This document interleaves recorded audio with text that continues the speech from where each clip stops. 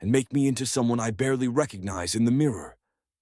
It all started ordinarily, no strange coincidences, no premonitions hinting that something might go wrong. It was an ordinary day of my ordinary life. I'm a police officer in one of those small towns our country has plenty of. It began with another night shift. My partner and I sat in the car, drinking lukewarm coffee from a battered vending machine, listening to the lazy hiss of the radio, and chatting about nothing weekend plans, the latest news, and gossip that always seemed to spring from nothing and spread through town in a flash. Over the years, I'd gotten used to it. Night calls rarely hid anything more than drunken fights, domestic disputes, or teenagers testing our nerves. But that night, everything went differently. The address that crackled over the radio burned into my memory, an old industrial zone beyond the city limits, almost abandoned. Nothing there but a couple of warehouses and a guard post. The dispatcher read the message haltingly. The guard had called in, saying strange things, sounding incoherent. Needed a check. I caught a tremor in her voice, as if even she felt uneasy. We got there around 1 in the morning. The moon hung low, bathing the empty warehouse shells in a lifeless light. In the dark, they looked like the skeletons of giants. The wind scraped at rusty gates, making them groan as if they had a life of their own. The guard post was the only place with a weak light on.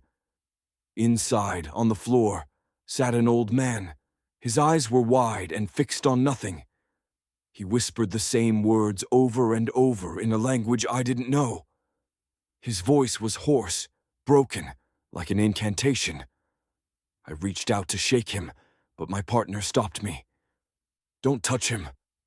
Something's wrong." We couldn't get a sensible word out of him, and by protocol we had to check the grounds. We had to leave him where he was. From the moment we arrived, I couldn't shake a crushing sense of dread, as if we'd stepped into a space where the rules of the familiar world no longer applied. And as if, in answer to that feeling, the sky drew down a frown. Gusts of wind rattled the trees until they creaked like breaking bones. Metallic clangs rang from every side, as though somewhere nearby chains for hell itself were being forged. We hadn't gone 100 paces when the rain came down on us. Not drops, a solid wall of water, pressing and crowding, like it might crush us any second. It all felt so unreal that I caught myself thinking we'd walked into a horror film. Then we saw it, a derelict warehouse standing at the center of the site, set apart from the other buildings, as if they themselves were afraid to come near. A light flickered inside, and for a moment I thought I saw a shadow pass across a window. We went closer. The smell hit long before we crossed the threshold. Rot and rust mingled with a bitter almond note that scratched the throat. The door was barely hanging on its hinges and groaned in protest when we pushed it. We shoved it open and swept our flashlights into the dark. In that instant, I understood. Only one thing is worse than a nightmare living it awake.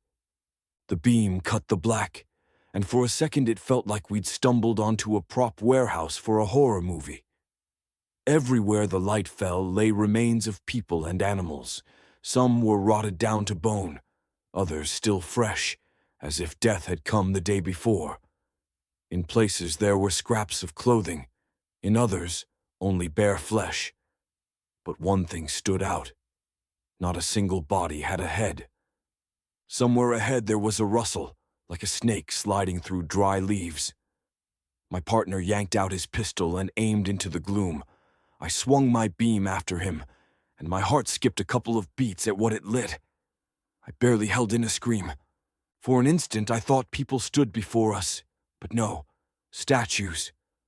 Only they weren't made of stone or wood. They were built out of dead bodies. Grotesque compositions stitched from parts, arms, legs, torsos, fused into misshapen figures, some pinned with nails, some with metal rods, some simply lashed together with half-rotten tendons and muscle. Each had 2 or 3 heads, some more, and they formed a perfect circle, every face turned toward a single point, the center of that hellish ring, where an altar rose. It was 3 meters high and made of bone. At its summit lay a stone that shed a dim glow and a low hum. You couldn't hear it with your ears, only with your skin. The air seemed to vibrate. I can't say whether the vibration came from the stone or from the panic that was rapidly and confidently taking over my body. I'd seen a lot in my time, but this sight didn't merely top the rankings of inhuman horror. It erased the list and wrote a new one. Everything before it might as well have been childish mischief. And yet, despite it all, something drove us onward, like in a dream. We moved slowly, careful not to brush the infernal circle. My fingers cramped with tension, my thoughts scattered like rats. Neither of us dared to radio anything in. We were caught in a trap where everything, the light, the smell, the dead eyes of the puppets whispered, "There is no way out." The stone's hum grew louder, turning into a roar, and for a moment it felt like the ground itself trembled. I had time only to blink, and the world changed. We didn't notice the transition. In one instant, we stood inside the warehouse. In the next, who knows where. We knew at once it wasn't a warehouse around us. There was only darkness and trees. The stink of rot was gone, leaving just fear and a strange silence in which only our breathing could be heard. The silence was wrong. No rustle of leaves, none of the usual sounds of night animals. Then, from all sides, came soft moans and long, drawn-out sighs. I turned and froze. The trees, they had no leaves, twisted trunks pressed to the ground, with branches like clawed hands. From a distance, they looked like people locked in unnatural poses. The bark formed patterns like faces, contorted by suffering. It seemed the trees themselves groaned, and the wind only carried their torment. I looked up. The sky was alien. Stars moved too fast, colliding, going out, exploding, washing the firmament in blood-red light. The whole thing turned the world into a nightmare theater where the sky died and was reborn each minute. We stood in the middle of this madness, both of us keenly aware that we didn't belong here and weren't welcome. As if to confirm it, a guttural roar sounded behind us, bestial, but too intelligent. My partner and I met each other's eyes, then bolted forward without a word, unwilling to see what owned that voice. After a while, we burst into a clearing.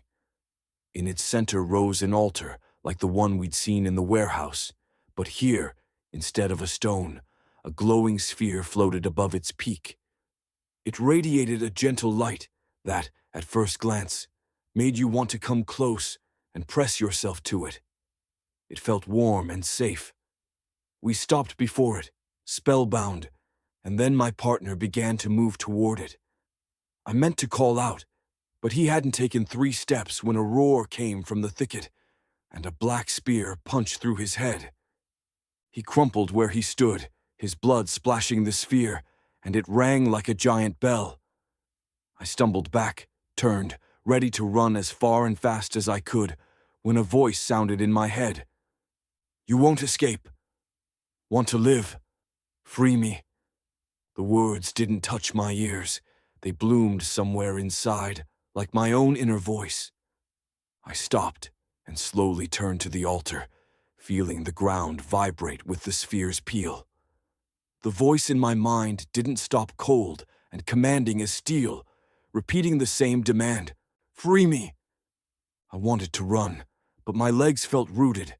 The forest whispered and moaned, a chorus that seemed to back the voice in my head. I dropped to my knees and crawled, keeping my head down. When I reached the base, I groped at the bones with shaking hands, hunting for one I could pry loose. Soon I found it and managed with effort to wrench it free. The bone made a lever. I used it to pry at others, and the whole structure groaned like a living thing. From above came a rain of small fragments. teeth, chips of bone. The hum swelled into a roar. I recoiled, but too late. One of the supports collapsed and crushed my leg. I turned my head to shield it and saw black shapes peeling out of the darkness, racing toward me. By then the sphere tore free and shattered.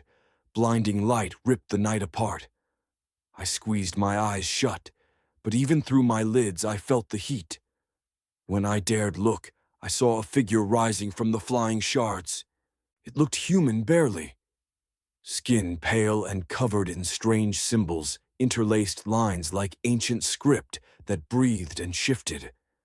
Red eyes stared straight at me, expressionless. There was neither gratitude nor malice in them. It looked through me. "Now let me in," it said, though its lips didn't move. The voice struck straight into my brain, scorching every synapse. Or all of this was for nothing. I hesitated, still not fully believing any of this was real. But the heavy steps and guttural snarls of the approaching creatures forced belief on me. The voice pressed, "Time is ending. Decide or die." I exhaled and whispered, "Yes." The being stilled, then melted, becoming a dark serpent. It slid under my clothes. My skin flared with pain and itch, like thousands of needles stabbing me from within. I cried out, and in the next instant, it all went quiet. A cold shiver ran through me, and then the world began to dissolve.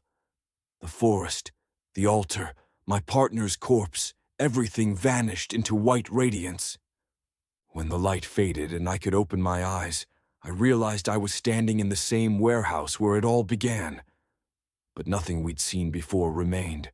The altar, the grotesque effigies, the ritual's traces gone as if they'd never existed. Only a chaos of bones on the floor, and the storm howling outside the windows hinted at what we'd lived through. Then I saw the guard. But he wasn't the gray, feeble old man from before. In front of me stood a figure in black ritual robes, a staff in his hands burning with bluish flame. His eyes practically blazed with hatred, as if I were the cause of all his unbearable suffering. "Madman," he shouted, "what have you done?" I looked at him, but couldn't make out his words. His voice sounded at the edge of hearing, as if from far away or behind a muffling veil. I strained with everything I had and caught his final phrase. "You've freed this world's doom." His voice sounded frightened and resigned. I took a step back, and the world went dark. My vision swam, I dropped to the floor, and fell into oblivion. I came to in a hospital. White walls, the smell of medicine, the steady beep of monitors, footsteps humming in the corridor. Soon a man in a white coat entered my room. Seeing that I was awake, he gave a slight smile, came to my bedside and sat down. "Good afternoon, Mr. Morris. How are you feeling?" I tried to raise myself, but a savage headache slammed me back down. "Don't rush," the doctor said, noticing my face twist with pain. "You've got a few fractures, a concussion, multiple bruises and abrasions. I don't know what happened to you, but your life isn't in danger. You were lucky." I shut my eyes, hoping the pain would ebb even a little. "There's a detective in the hall," he added. "He's waiting for you to wake up. I'll tell him you're still too weak to give a statement." I cracked my eyes and nodded, trying to pull off the most grateful smile I could manage. He left, and I tried to piece together the night's events and decide whether they'd really happened or were just the aftermath of a concussion. The blinding headache and the sheer madness of my memories argued for the latter. From the staff, I learned they'd found me unconscious beside a car abandoned on a roadside outside town. They asked about what had happened, about my missing partner. But what could I say? That we'd slipped into a parallel world where strange beasts hunted us, one of which killed my partner, and I freed an unknown entity that brought me back. Hard to invent a better plan to get yourself admitted to a psychiatric ward. I stuck to the time between receiving the call and arriving on scene. I left out what we found there, afraid it had all been a hallucination. Lying awake that night and replaying everything in my head, I suddenly heard that same voice again. No, you haven't lost your mind. What you remember really happened. Then what was it? And who are you? I asked too loudly. Quiet. Don't strain yourself. You're still weak. That's normal after crossing between worlds. Breathe evenly. I froze. The voice was truly speaking inside my head. Who are you? I asked silently. Call me Ufar, the voice answered. What happened? What does any of this mean? And who was that old man? The old man was a shaman. Long ago he trapped me and sealed me in the ward you saw, the sphere. The altar wasn't just a prison. It was a door that kept the beasts of the otherworldly forest at bay. Now the lock is broken, the portal open. The wardens will fight to the end, but sooner or later the monsters will break through, and you will have to face them. His words spread through me like ripples on water. And you? I managed.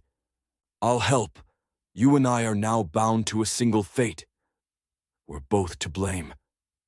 I shut my eyes and a cold, sticky fear wrapped around me. Not for my life, but for what now lived inside me. I wasn't crazy, but knowing that brought no relief. I recovered with unsettling speed, too fast for the doctors to explain.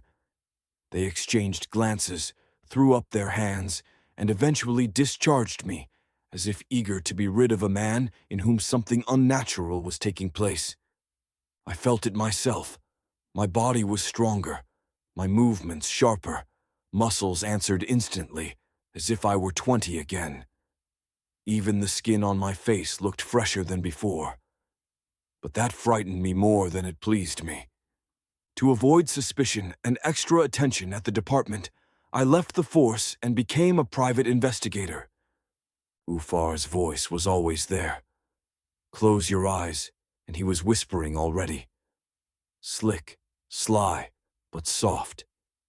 He spoke of the world I'd broken, of the creatures straining to get out. He insisted only together could we stop them. You're afraid of me, he said once. I didn't answer. Good. Fear will keep you on target. Remember, we need each other. Neither of us can manage alone. I walked down the street, heading home. The city went about its usual business. Cars honked. People hurried, unaware that a crack to another world had opened nearby. No one knew the darkness breathed beneath their feet. No one but me. I tried to push the voice down, force it deeper inside. He only laughed and fell silent. Since then, every morning I wake with the feeling that something is watching me. In the mirror, eyes that aren't only mine. Ufar whispers that the time is coming, that the shaman still lives and is hunting us, that the beasts are preparing to break through. I don't know what's worse, the monsters on the other side, or the thing that lives within me. That was the beginning of a new life. Mine, and not entirely mine.